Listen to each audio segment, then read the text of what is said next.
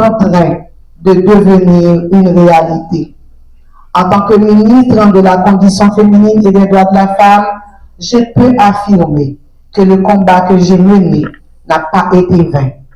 Il trouve aujourd'hui son aboutissement dans une démarche nationale porteuse d'espoir pour les femmes, les filles et pour la paix dans notre pays. Oui, Violette, nous avons combattu le bon combat, mais cette étape n'est pas une fin. Elle marque le début d'un engagement renouvelé pour faire de la résolution 1325 un véritable instrument de transformation afin que les droits, la sécurité, la participation et le leadership des femmes deviennent une réalité dans toute la République. Et c'est avec un profond sentiment de responsabilité et d'espoir que je souhaite la bienvenue à cet atelier national de restitution qui marque une étape décisive dans l'élaboration du tout premier plan d'action national d'Haïti pour la mise en œuvre de la résolution 1325 du Conseil de sécurité des Nations Unies sur les femmes, la paix et la sécurité. Je tiens à remercier son Excellence Monsieur le Premier ministre qui témoigne son engagement à promouvoir la participation des femmes dans le processus de paix, de sécurité et de gouvernance. J'adresse également une reconnaissance particulière à l'ONU Femmes pour son accompagnement constant, son appui technique et financier, ainsi que sa confiance envers le ministère de la Condition féminine et des droits de la femme dans la conduite de ce processus historique. Merci aussi au BINU qui a été là depuis le tout début. Je remercie également l'ensemble des agences du système des Nations Unies, nos partenaires techniques et financiers, les organisations de la société civile, notamment les organisations de femmes ainsi que toutes les institutions qui ont contribué à cette démarche.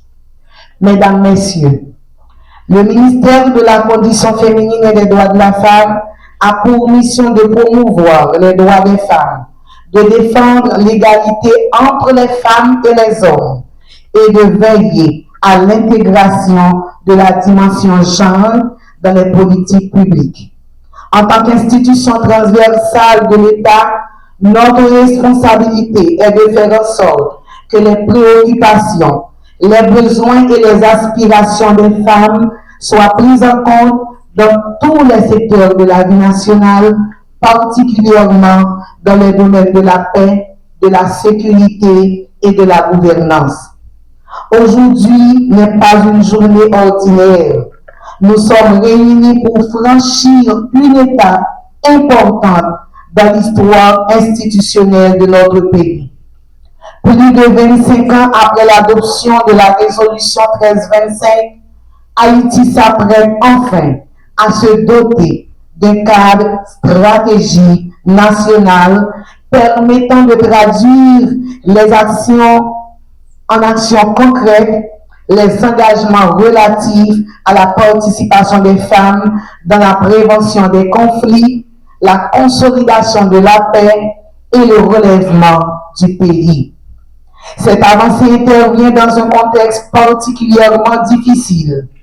Notre pays fait face à une crise multidimensionnelle marquée par l'insécurité, les déplacements forcés de population, l'affaiblissement des institutions et l'aggravation des vulnérabilités sociales et économiques.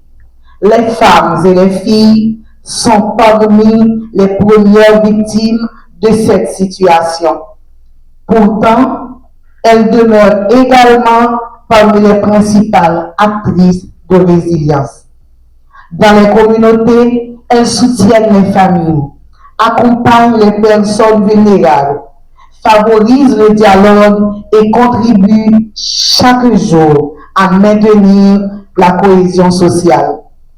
Les femmes haïtiennes ne sont pas seulement affectées par les crises, elles participent activement à la recherche des solutions. C'est précisément cette contribution que le plan d'action national entend reconnaître, renforcer et institutionnaliser. En pile fois, mesdames, nous remettons plein, nous travaillons, nous baillons tout nous-mêmes, mais nous ne pas reconnaître.